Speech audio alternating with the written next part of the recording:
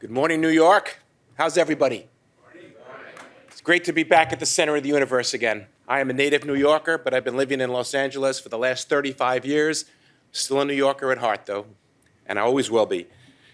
So, today we will discuss no technical issues. I hope that's okay with everybody, but soft skills are one of the most important things in your life. And this talk will be talking about things you can do both in your career and for you as an individual.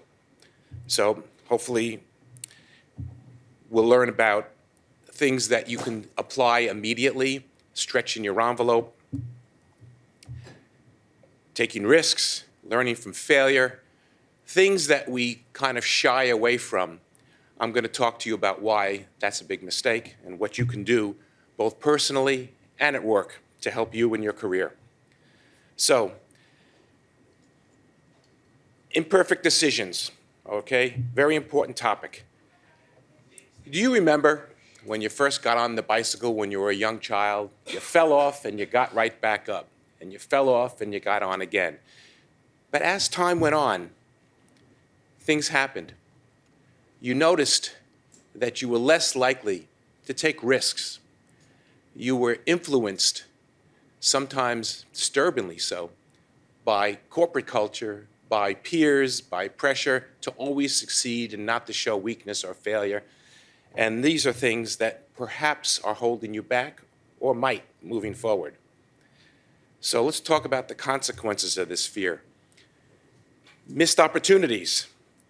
Okay, if you play it safe, you will hold yourself back. You have passions that you might have suppressed years ago. Who do you want to be? What do you want to achieve? What is your full potential? If you don't embrace the challenges that life presents, you will be stagnated. And maybe you're very comfortable where you are, and maybe you're happy, and that's great. But maybe you can be happier and better. We have a society that puts undue stress on all of us. Stress, as we've heard, can be the great killer, but it could also influence the happiness of you and your family. And that's not something that we want. We want to be able to wake up every morning and actually look forward to life, look forward to our job, look forward to the next challenge that we'll have in life. So here are a few questions that I just want you to think about, and perhaps even after this, I want you to think about as well. I know I'm going to elaborate on each of these as part of the presentation. I'll read them real quick. I'm sure you can read. Are you seizing life's opportunities? Do you reflect on key moments in your life and your career? Are you learning from the past? We've heard all too often about companies and countries that keep making the same mistake over and over again. Are you afraid of making the mistakes? Does that hold you back? Are you forcing yourself past your comfort zone? I put forth that you should be doing that on a regular basis. And you do self-assessments to identify weaknesses so you can find areas that you know you are weak in and to help you improve. And again, I'll elaborate on each of these. So let's jump right into life's opportunities. Yeah, I know, I've been told I haven't changed much. So a little story about me. I was about 10 or 11, I don't recall exactly, and I was an avid sports kid, but just for playing games, having fun. It was just, fly balls would be hit, I'd lazily go after them and get them on a few hops and throw them in, and we were just all having fun. One day, I'm in, and this is up on Fort Washington Avenue in Washington Heights, which is where I'm from, and there were two kids in the outfield rolling around and wrestling rather than playing right in center field. And I was in left field, and there was a fly ball to center. And seeing the kids rolling around, our team needed me. I felt an extra impetus. Rather than just, hey, let me just jog after the ball, I was running full speed because the team needed me. And I pushed myself past where I had ever been before in games or athletics. I actually dove for this ball all out. And I looked in the glove and I was startled that the ball was there. I could do this. I could push myself and achieve something that I never even thought about. This might seem like an isolated, little, insignificant event, but for me, it was a cathartic event. It was a game changer. From that point on, I played at a high level of sports that carried me through to playing college ball too. And it was that event, that moment, when I pushed myself past my comfort zone. And this is a metaphor for life, of course. That's why I'm describing it. There are times that you will have opportunities to push yourself, and you might not be happy going there. But when you achieve something, once you push yourself, it's a great feeling, and it can open up all kinds of doors for you. The second bullet point, do you reflect on key moments in your life and your career? Some of you might know where this is. Anyone? Close. It is Disney, but not Disneyland. This is Euro Disney in Paris. This is a water treatment facility in Redondo Beach in Los Angeles. It won a design award. And JPL, which is a facility out on the West Coast in part of Los Angeles, where they designed the Flight Hardware Development Facility and built and tested the components for the Mars Observer. So what do these three architectural projects have in common? Well, one thing is that I worked on all of them. I was the project lead on the JPL project, and the others I was a contributing architect. Yes, I was an architect before IT and before security. My generation did that quite a bit. Many of you sitting here understand that, and some of you are graduates with an MIS degree or a security degree, and you knew from the beginning what you wanted to do. I evolved, and I took a bunch of different roads, and I seized life's opportunities to get where I am. Autodesk, that is the computer-aided design program that we used. This was the first electronic program and the first time that the company I worked for, a large architectural engineering firm, they decided no more of these 3-foot by 4-foot big drawings. Now we're going to go electronic. The age is upon us, finally. So I had to learn not just how to use AutoCAD, but I had to also learn IT, basically, because back then I knew it tangentially. And so I was forced to push past where I was comfortable being an architect and get on the computer and start creating layers and the ability to normalize data to make the drawings in a format that was so much better to have everything electronic. So that was a career launcher, and I'll explain a little bit more about that. Are you afraid of making mistakes?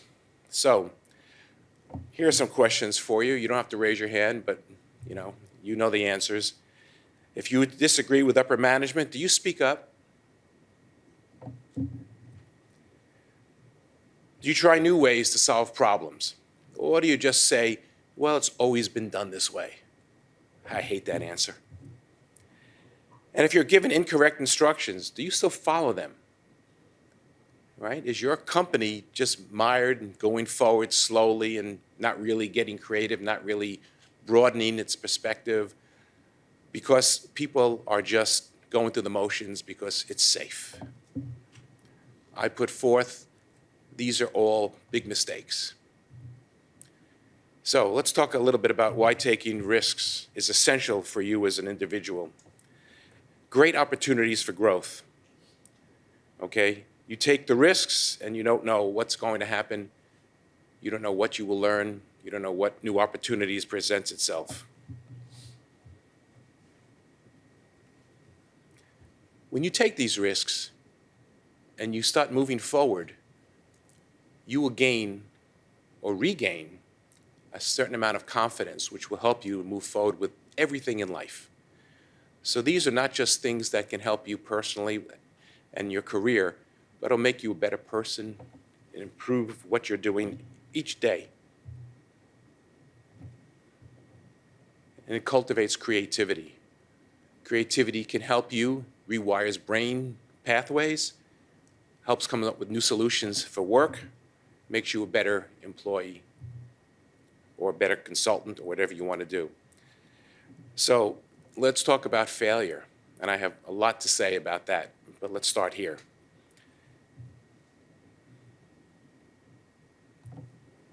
Let's talk about redefining success. Sorry about the little delay in that graphic. But success is something that we want, of course, with everything we do. But sometimes we fail. And sometimes we have to fail to learn. And I think that most people here will agree you will learn more from your failures than any success that you ever have. You talk to great ball players, they remember the failures more than the successes. And you will as well. So it's important. And the things that you can learn are crucial. I talked about the bicycle story when you were kids. You'll gain resilience. You fail, you get back up again. You fail, you get back on. And this also prepares you for what life's going to do to you if you live long enough.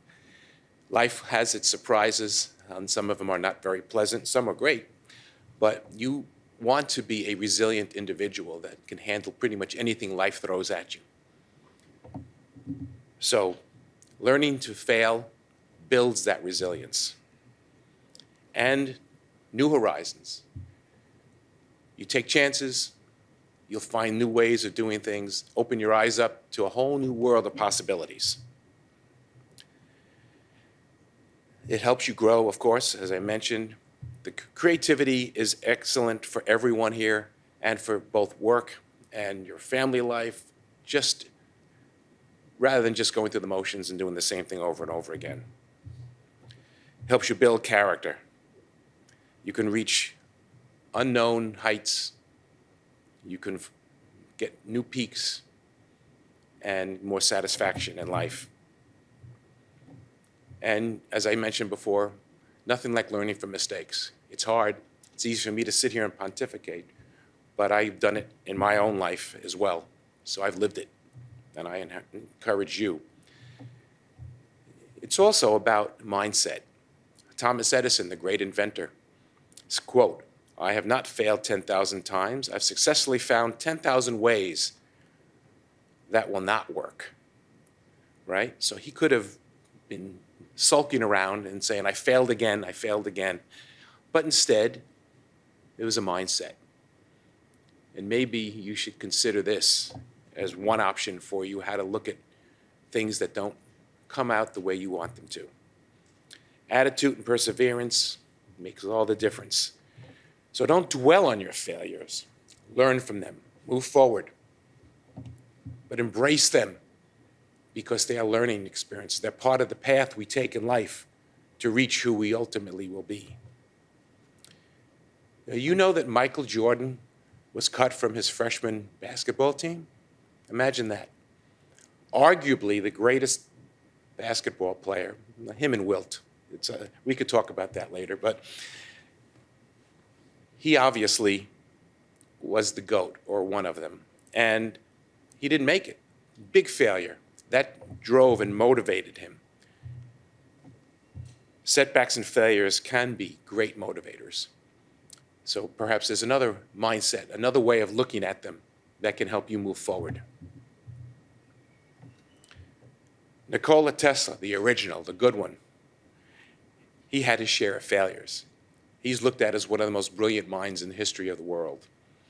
Quote, "Our virtues and our failings are inseparable, like force and matter. When they separate, man is no more."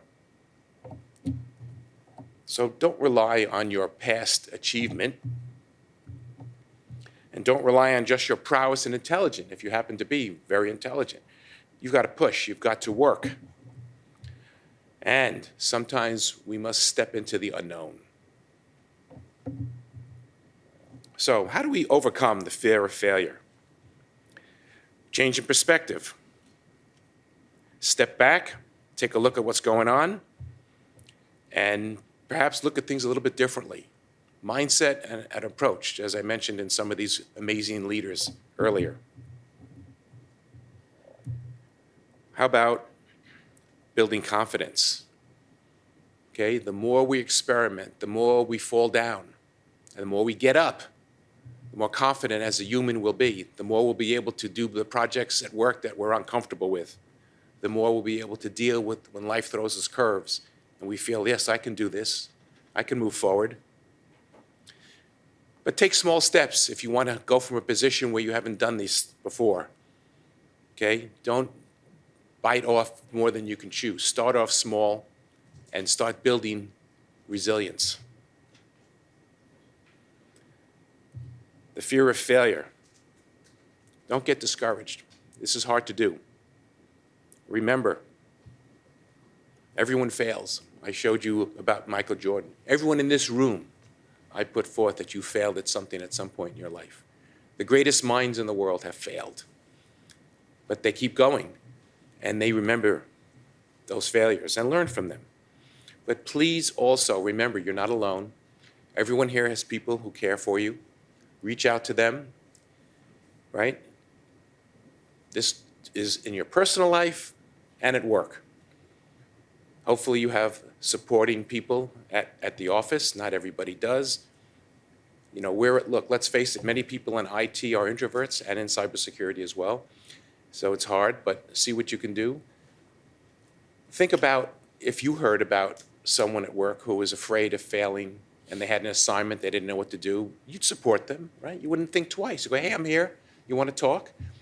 It goes both ways. They're there for you. Most people, most human beings are wonderful, right? We have a few that make the news and the headlines and run for office, but most of us are great, really good people, good hearts. So don't do this on your own. Get help. Everyone's there for each other. We're a team. And celebrate your successes. When you do something, when someone at work does something, have a drink, go to happy hour, take them to lunch, do something and recognize that. We need that encouragement. They need it and you need it. What we're dealing with, however, is a corporate culture in America. Now, it might be in Europe. I suspect it is as much, but I can only speak from my experience. We're mired in an environment where failure is frowned upon, and not just frowned upon. We get performance reviews. Is it based on your willingness to take chances and fail? Hell no. Do you run this project? Do you get it done? Could you have saved the company $5 million if you had done it in a more creative way? Maybe, but you didn't want to take that chance. You just wanted to do it the way it was done before. All right? We have a culture of perfectionism. We don't have a culture of creativity and striving for more. Startups, there's a lot of startups out there, they have a culture of failure and understanding, risk-taking. But major corporations, where probably most of us are working, or organizations, it's not looked upon very nicely. Think about the times that you've watched peers do something wrong, bring down a segment of a network accidentally, for example. They're frowned upon, they're ridiculed, maybe not to their face, but behind their back. Do you see what Steve did? Idiot. You know, it's not cool. People should be supported, right? We need to support each other, okay? Corporations, a lot of times, there's a lack of trust, not a healthy environment, and ultimately, fear of change. This one we see in corporations, but we also see this in people too, particularly as they get older. We all settle in, we get comfortable. We don't want to change because, hey, things are going good. Don't rock the boat, don't upset things. But things can be so much better all the time. We can always improve. So what can you do? Some of you here are managers or directors. Others report to other folks. But some of you are peers. Communication, one of the most important things in life. Open communication. I've been fortunate in that I was 26 and I was managing 18 people. So I learned about management at a very young age, and I've been doing it ever since. I've always had management positions. A few years of consulting, and I was a CISO for approximately 15 years. I was out in Los Angeles at the LA County Department of Health and then Public Health. In 19, I stopped doing that. I had a little brain matter left. I figured I'd use that and do some consulting work. I have a couple of LLCs. One of them is network penetration testing. I do that under the name of the Security Advisors LLC, and also application security testing. I was a leader of the OWASP chapter. How many of you know about OWASP? Yeah, great organization. I also made I was elected to the OWASP Global Board a few years ago, did a term there. And the other LLC I opened is with 3 other cybersecurity professionals. We put on events, kind of like this, conferences. Congratulations to this team here. Great event, wonderful venue. And we put on CISO forums as well, and I do some CISO dinners. So I've been busy doing a lot of different things. And one of the most important aspects of everything that I've ever done is open communication. I try to always have my staff and my peers feel free to open up any conversation about any topic and say whatever they would like. And that's really important. You want a team that can do that and won't feel stymied or held down in any way. And part of that also helps to build trust in an organization. You want trust so people can feel free to say something and not find out later that you went behind their back and told upper management, this is what they said. And yes, that's happened to me, and probably has happened to some of you too, where you thought you had a supportive peer or supportive leader only to find out later that they were looking after their own career and thought maybe they can climb over you to get there. We don't want any of that, and you need to try to keep that together in your organization. And reduce the barriers. If you are a supervisor or a manager, help your team negotiate and navigate through what sometimes could be an overbearing HR system or red tape. You take that on and don't say to them, well, you just go fill out that application. Help them out.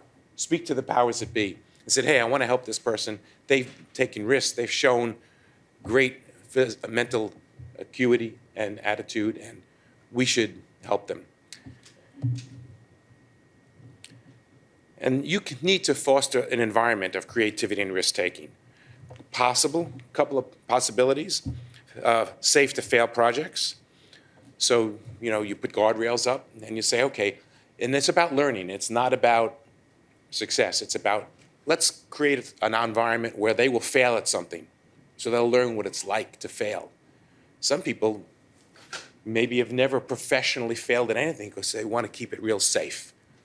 And I put out there, make them feel uncomfortable, make them fail so they can see what it's like, and then say, hey, it's okay, right? It's fine. Now you see what can happen. Do some brainstorming. Brainstorming is basically a way where you gather your team together and you say, okay, throw out the most ridiculous statements about what we can do to find a better solution to something. And instead of laughing at some of the answers and some of the comments that people will make, which is quite common, you embrace them. And what happens inevitably, with enough crazy comments and enough good comments, something strange emerges. A better solution often will come about because people are expanding their brain, they're getting outside of that shell, and they're looking at things a little differently. Enhances creativity. And don't just make a safe environment for failure, actually celebrate it.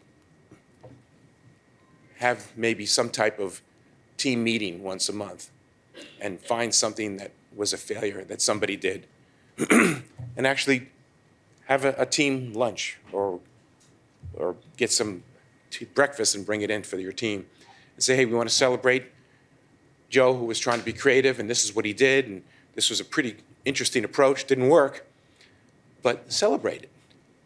Live it. Don't just preach to your teams. So what did I mean by safe to fail projects? A few ideas. Small scale and defined scope, and of course you want to minimize the effect on the company with the failure, but plan it as a failure, just as an exercise to get your team comfortable with that. A lot of people are really uncomfortable with this. Focus, and the goal again is to learn and not to come up with a great solution, although sometimes that can happen as well.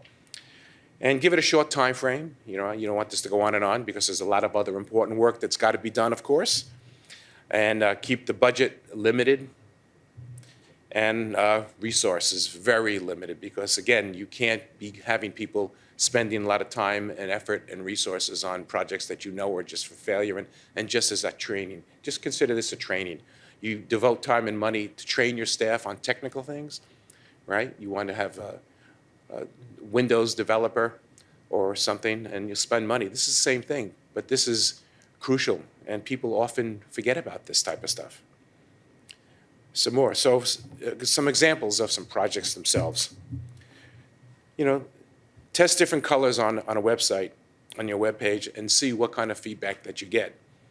Some of the colors might be terrible, and some people might go, "Well, that's awful. Why'd you do that?" Well, just experimenting, just seeing what we can do, and embrace it. Don't make fun of the person who chose the pink with the blue background. Test different product images, right, and see which one leads to higher conversion rates. Small-scale process changes. Processes are how we actually work. That's down in the trenches, right? How things get done. You've got policies at high level, you've got procedures, and then you got these processes that say step by step how once a request comes in, how it's solved, how you move forward and solve the problems. So try modifying things, see if you can remove bottlenecks and improve efficiency. And of course, automation. That's been a big thing for the last 6-7 years. Think about some ways to automate. But again, the goal is to keep these small scale, small scope, and to get people uncomfortable. Brainstorming, as I mentioned, free thoughts of ideas, free expression, no judgment, no criticism. If there's other people on your team that want to criticize or make fun of the people, shut them down right off the bat, okay? And you want a free exchange of ideas. You want people developing that part of their approach to life, that part of their brain where they're thinking outside the box. And then wait until all the brainstorming's over to evaluate some of the responses. Don't do it as they speak. Say, okay, just document them all, use a whiteboard, use a blackboard, a screen, any way you'd like to do it. But capture all the comments, and then afterwards we can talk about it. And in this exercise, the focus needs to be on quantity, not quality, not the quality of the feedback. Anything's open. Take it all in. Let people feel comfortable. Everyone has different approaches. Let's talk about learning from failures. As we looked at with some of these great leaders earlier, reframe failure as feedback, right? Get out there, fail, and go, okay, well, I learned, just like Thomas Edison, I learned what wouldn't work. That's good feedback, right? Then you can also focus on root cause analysis. Instead of dwelling on the negative, man, I failed. Say, okay, why did I fail? What were some of the things that went into that, and what can I do to improve, and how can I be more successful? And then that's similar to postmortems. If you're into project management, postmortem is a technical term about a formal process to evaluate in a structured way what went wrong and what went right in projects. You want to avoid mistakes moving forward in time, and these are great things that you can do from failures. So you want to foster a safe environment where creativity is embraced. Here's a tough one. Many managers don't like doing this. Express to people they're your own failures. Okay, there's nothing like the boss coming clean and telling people what they've done wrong to make a staff or peers feel that the person's being genuine and real, right? Because people don't like admitting when they're wrong or failures, right? When's the last time you had a supervisor, manager, director talk to you about how they failed? But I encourage this, and I've tried to do it, and I was uncomfortable. But people came up to me afterwards and really appreciated it and said, okay, that's cool. I'm buying into what you're saying now. Thank you. Leaders should actively encourage and support risk-taking within the team. Find out what they want to do and support them, up to a point, right? Safe risks, right? We have to talk about what level of risk would be fine with the company, because everything is relative, of course. And provide support to people. If they said, hey, I want to experiment with this, but I need a few more hours of support from someone, give it to them. Help them with these calculated risks. By fostering a culture that values risk-taking, experimentation, and resilience, you can create a more innovative and a high-performing team. That's what we all want. Stretch your envelope. So let's talk about what that means. Pushing boundaries, okay? Get out of your comfort zone. So lots of us fall into a job and we're just really doing what we are really good at. And it's a good feeling. We've become experts in something. But don't we want to be more? Don't we want to widen our knowledge base? Don't we want to be good or at other things as well and not just stay there? I had the good fortune of being an architect and an IT director and then a CISO. All of those required me to know a little about a ton of stuff, very wide. When I first started off, I had to know a lot about a little. Now I have to know a little about a lot. Engineers have to know a lot about a little. So what kind of person do you want to be, right? I say no matter what it is, you still want to widen that, right? You've heard the term Renaissance man or woman. It's good to know a lot of different things. So don't hold yourself down. Get out there. Explore the possibilities that life can present.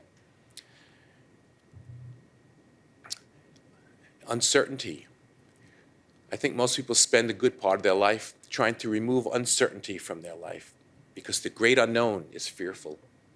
Who knows what will happen if we do something? Might not go over well at work. We might have to get a new job. Moving, right? When I was living here in New York, my wife got an opportunity to head an office out in Los Angeles. I had never been outside of New York. I lived up in Plattsburgh and in Burlington, Vermont for 1 year. Cold as hell. Burlington was beautiful, I must say. But opportunity came. Now, I love New York. I lived on 5th and 35th for my last 5 years, but I didn't own a car. And I miss going up into the mountains. I miss driving everywhere I wanted. And this opportunity came. And we talked, and I had never been to LA. I said, no, let's go. Let's just do it, see what happened. Changed my life. Man, I miss my friends, miss my family, but you know, it was another opportunity, and it got me. If I hadn't moved out there, probably never would have gotten into IT. Because I took the recession with me from New York in 1990, those of you old enough to remember, and I got laid off a couple of times from architecture. The field of architecture is very different. Contractors are building what was designed 3 years ago by architects. But as soon as there's a downturn in the economy, the architects feel it because no one's hiring them at that point. There's no speculation going on when the economy starts suffering. So after getting laid off a few times, you know, I wound up in IT. If I hadn't picked up and made that move, it never would have happened. Now, maybe I would have been a very happy, successful architect in New York. You never know. But this is who I am. I have no regrets. I look back on life, and sure, we all have times we go, maybe I should have done this, this, or this, or this. So I suggest strongly to each of you, look back and go, I could have done this, this, and this, but then I wouldn't be who I am today. And it's all good. And I've learned, and that's helped make me who I am. So don't look back with regret. Don't. Not a good way to live. So, are you putting yourself past comfort zone? I'll give you another story about me that was pretty crazy. Who remembers NetWare? Novell NetWare. There's a few of you there, yes. Novell NetWare servers never went down. Except in version 2.2, when I learned you had to down it to add a printer, so that meant staying late at night. But other than that, never went down. Microsoft came out with their version of server and started hitting up CEOs and the C-suite and selling to them, whereas Novell was selling to the IT directors, where they thought that's what they should do. Microsoft obviously won out, which was very sad, because it was a much more inferior and immature product, and the servers were going down like crazy. But that's another story. So anyway, I was a NetWare administrator. This is after I got into IT, after architecture. And I was working at a company, and they decided, for economic reasons, to cut the position of the IT director, and they instead were going to outsource part-time to have someone support them. So I go for an interview at another architecture firm, where a couple of the architects had left from the first firm and recommended me. And they brought me into the interview, and we're talking back and forth, and they're grilling me with questions, and I'm nailing them, and I'm feeling pretty good. And then I asked them some questions. Tell me about your network. Sun Spark 10 workstations, Unix. Oh boy, all right. I'm telling them, I'm used to a graphical user interface where I make selections, I choose. You want me to come and look at a blank screen with a flashing cursor, and I got to type commands that I don't know. I appreciate the support, but I really can't take this job. I'm not qualified. Oh no, we'll teach you. You're going to teach me Unix. Yeah. So this is on a Monday. Tuesday through Friday, the outgoing Unix administrator blasted me with the Unix commands. Oh my goodness. You've heard the term fire hose training?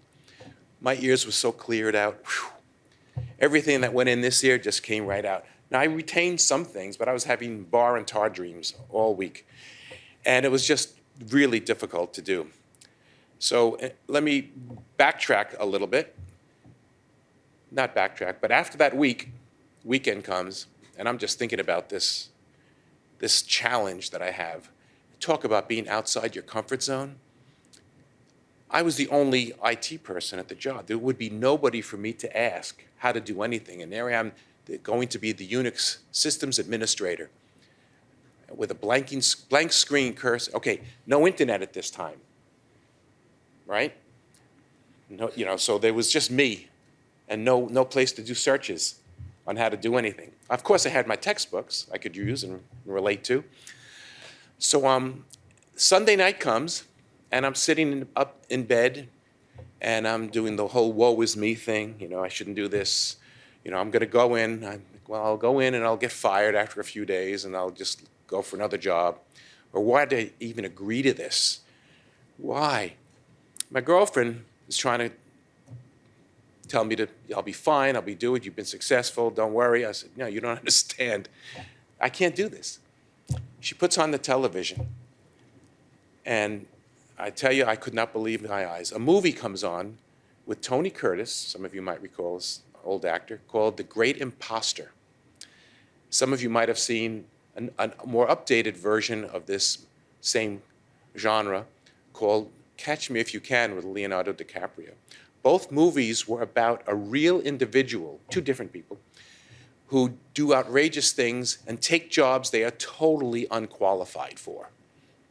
So I'm watching this movie, and Tony Curtis, first he's a priest, and everyone in the parish loves him. They think he's great. He listens to everybody, gives them sage advice, and then it comes out that he's a fraud, that he's phony. He's never studied in the theology or anything, and it's a big scandal. But yet, the parishioners loved him still because he was so beloved and gave such sage advice. So then he moves on. And as if that wasn't the most ridiculous thing for a person to claim that they are, he decided to be a doctor on a Canadian merchant marine ship. So there he is, helping with cuts and bruises and a broken arm. He opens up the medical book and sees how to treat it, and he's doing it. And I'm watching this guy, I'm going, this is incredible. And I'm sitting up more in bed, and my chest is starting to come out again. Instead of this look, I'm like, hey, if he can do these outrageous things, he's smart. He's really bright. He would read the books and figure out, I could read the Unix manuals and maybe figure how to do this stuff. I know the concepts of netware and networking. I could maybe do this. Then comes the scene that blew me away. And again, it's a true story. Now, Hollywood, of course, expands it a little bit, but the basis is true. There's a ship that took a torpedo, and there were over 100 people that were injured, and they did an SOS, and they were bringing all these people onto his ship. And so his eyes open up, and he's grabbing people, saying, CPR, right? Yeah, okay, you're a nurse. And you too, right? And he's got these people coming in stretchers and on cots, and he's looking at books, and he's saving lives. He got, I forgot what their version of the Purple Heart in the Canadian Merchant Marine. And he was a star. And then, of course, some newspaper folks got a hold of this, and they did a background search, and lo and behold, found out again. But he did all of this, and I'm watching this, and I'm going, he could save lives. He could actually be working on human beings. I could read and save the network. I can do this. And I went the next day, and I was able to pull this off somehow. So the moral of the story is, you never know what you can do. And it's all about here and here. Get yourself comfortable. Push yourself. It changed my career, right? Instead of, I'm a laid-off IT guy, what am I going to do now? Woe is me. I was able to do this. That was my last Unix job, but it was a success. Somehow, I got through it. I had to stay long hours because I was busy calling support a lot, reading a lot, but I still had work to do. But it was very rewarding, and I got the help of serendipitous movie that just happened to be playing. But you don't need the movie. You just need yourself. Let's talk about some well-known examples of risk-taking in the corporate world, too. Everyone's heard of Apple, right? Do you remember when they came out with the personal computer, the affordable one? There was nothing like that before. People said, nah, you got mainframes, and Apple did it. They pulled it off.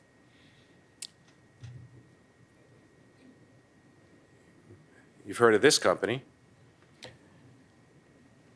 I remember distinctly thinking, how the hell are they going to take on the big automakers? There's no way. They're so entrenched, it's never going to happen. Talk to people now. What car do you want? Tesla. Well, maybe some people are, because of who's running it, may have changed their mind, but they were big and they made it, and they took a big gamble. He could have lost everything. Square made it easy for everyone now to charge, and just using a phone and a little device. That had never been done before. And the one that you may not be aware of, Dyson vacuums. They changed the whole multi-billion-dollar cleaning industry with their innovations. So some advice for you before I go. Continuously do self-evaluations. As I mentioned, I was a CISO for many years. There was an opportunity once, and I was sitting around one day, and I said, I need to do a self-evaluation. It's been a while. And kind of looked in the mirror. I said, one of the things that I'm responsible for is application security. But I don't know applications very well. I took a Fortran and a basic class. I opened up Lisp routines when I was an IT director for an architecture firm, which was basically written in C. And I modified those a little bit, just by moving things around and came up with different ways to do things. But I really was weak in application security. So I said, I need to learn and really get more information about that and how it all works, processes. So I joined, there was a brand new OWASP chapter in Los Angeles, so I joined and started going to their meetings and learning, listened to the speakers, learned about that. Eventually, I was asked to join the board. At the time, I was on the board of the local ISSA chapter. So they knew I was good at boards, and they could see that, as a CISO, I brought a valuable perspective to the board in the LA, so I joined the board. Eventually, became the president of the local OWASP chapter, as well as I mentioned before, got a 2-year term on the global board. But what that all did was bolster my weak spot as a CISO, right? I was strong in IT and networking and risk management, but I did not know application development. So the point being, do a self-evaluation. Where are you weak, right? Don't just sit in your comfort zone and say, hey, I'm good at doing this. Look at where you want to be. Look at the things you need to do. Whether you have a goal to be another position later in life, to get there, you need to go outside of where you're comfortable and start learning other things, or just as a person to grow and learn more. I strongly advise that you do these from time to time. Don't just sit behind your computer. I was guilty of this a couple of times. Just sit in front of your computer all the time. Go out there and talk to people at work. Interact with them. Look, the fact that all of you here in person are here tells me that you understand the value of in-person meetings and not just virtually. We're human beings. We need physical contact. We need to see people and greet them and shake their hands and talk about stories and things. And it's much easier in person. Zoom has its value, but nothing like in person. So get out from behind your desk and go and meet people. Always be open-minded, right? Get out there, challenge assumptions, both your own and those around you. Make sure you walk your own path, because ultimately, when you wake up in the morning and look in the mirror, you want to be satisfied with what you see, right? You don't want to go, man, if only I just felt more comfortable with things. If only I felt I could do more. You can. You can be what you want to be. Express your opinion. Be you, right? You're New Yorkers, right? In LA, I tell people, I'm a New Yorker. I'm going to tell you the way it is, what I want, and you don't like it? Fine. But at least you know where I stand. And I'm proud of being that.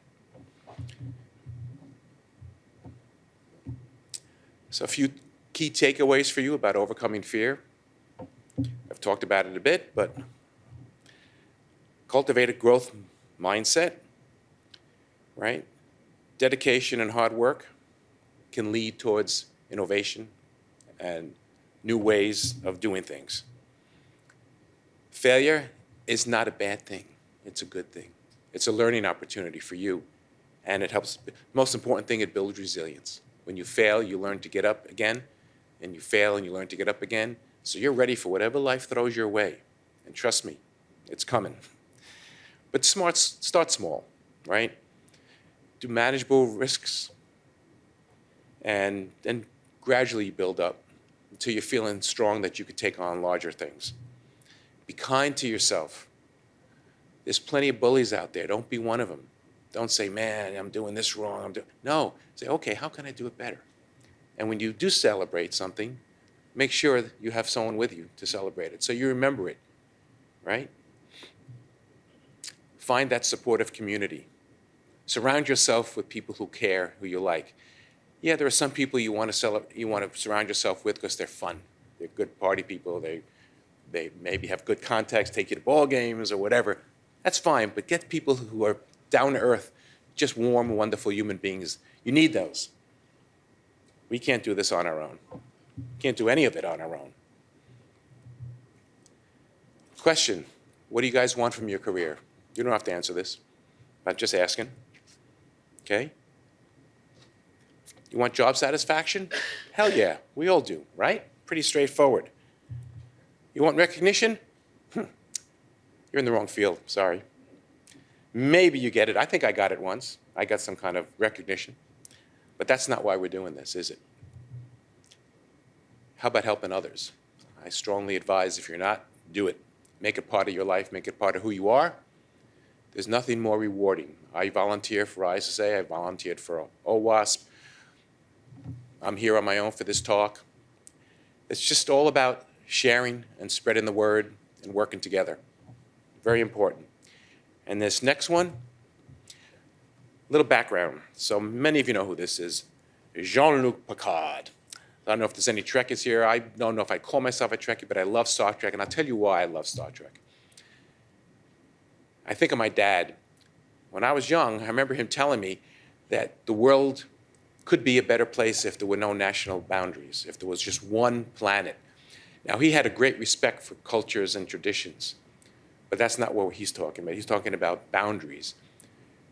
Buckminster Fuller wrote a piece many years ago on how the amount of wasted food that gets thrown out and destroyed each year would be enough to feed the world 10 times over because of national boundaries. So if there was one world, right? So the bottom line is Star Trek is very visionary and very open-minded and has a very positive view of the future. And there was a scene where there was an alien called the Ferengi that was talking to Jean-Luc Picard, this captain of the Enterprise. And he said, wait a minute, you don't have a monetary system? Because this is the other thing about Star Trek in the future. No monetary system. And he was baffled, and he looked at him and said, wow, how do you live? What's your motivator? Why are you here without transactions? And Picard said, quote, we work to better ourselves and the rest of humanity. So it's about individual growth and the betterment of yourself. So I want you to take away the thoughts from here today to continue to grow, to make growing one of the most important things in your life. Besides overcoming fear, continue to grow. Expand your horizons. By consciously cultivating a risk-taking mindset, we can unlock our true potential, experience greater fulfillment, and live a more adventurous and rewarding life.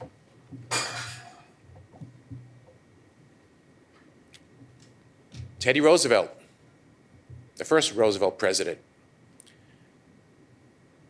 he said, you can't choose your potential, but you can choose to fulfill it. And I hope you all can and do. I thank you for your time. Reach out to me if you'd like. I promise it's not malware. I made this. And you can send me an email. I'll be around today. Anyone, thoughts, questions, criticisms, comments?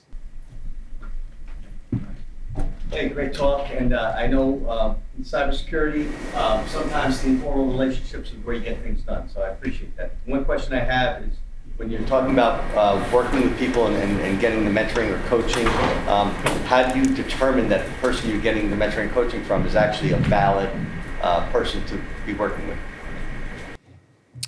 Your experience, right? Your experience as an evaluator of individuals, right? We've all interacted our whole lives with people. Right? The only thing that we can do is trust our instincts. I've unfortunately never had a mentor, but I've tried to mentor people. And you can talk to peers and say, hey, what are your thoughts about this person? You know, they wanted to give me some advice. What are your thoughts on that? So, you know, like anything, you want to buy a new car, you'll talk to 5 different places or dealers. You have someone who think might be of value for you and wants to help you, maybe run their name by a few people that you trust and see if they have anything about that. I like the introduction where you were talking about some of the things that, are you doing these things, right? Are you speaking up to management? Are you disobeying orders? Are you, thinking outside the box? It sounds like a great recipe to get fired. And I've been fired several times for doing those things. So I'm just curious, how do you sort of temper that sort of, principled, work life and to go to your grave knowing that you did the right thing, and sometimes step away from something because it's just wrong, right? And you can't change certain organizations from within. Right. Depends on your, and great question. And I thought somebody might ask that one, actually. First of all, save. Make sure you have money in your savings account.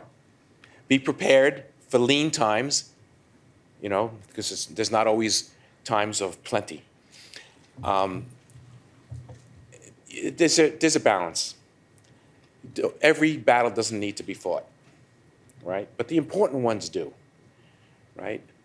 I don't know if any of you have been asked to do unethical things at work. Do not do that. That's where you draw the line.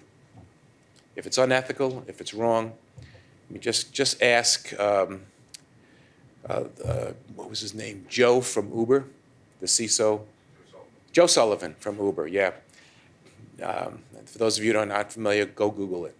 He was a CISO, and he was, they were hacked, and there was a ransomware possibility, and he contacted the hackers and then tried to spin that it was a bug bounty program, and he paid them as a bug bounty rather than as a ransomware. And government went after him. His life was made miserable. He was made a scapegoat. Unfortunately, the company threw him under the bus, and that was a horrible thing. It was the company. They knew about it. They were more guilty than he was. But the bottom line was, he was a lawyer. He didn't have to do what he did. That's just one example. Do not cross that boundary into no man's land. You'll regret it the rest of your life. So ethical, okay? But also, you've got to live with yourself. As I mentioned before, you got to look in the mirror. You know, you don't want to do things that are wrong. Now, sometimes you just, again, pick your fights. You can't do it all the time. You know, I've had my share. I've closed the door and had you know, intense conversations, I shall say, with my supervisors over the years. One of my happier moments is working for someone who was really out of his mind. And I said, this isn't working. And I called him and his right hand into a closed door meeting, said, I'm leaving. I got a new job. And he says, well, we were going to fire you. So timing, that was a good feeling, actually. I was happy to be out of there. Anyway, any other questions? Actually, on that topic as well, I think sometimes what happens is within large organizations, you're kind of going to your supervisor or whomever, and they really don't have the power to say yes. You know, you may think that's the case.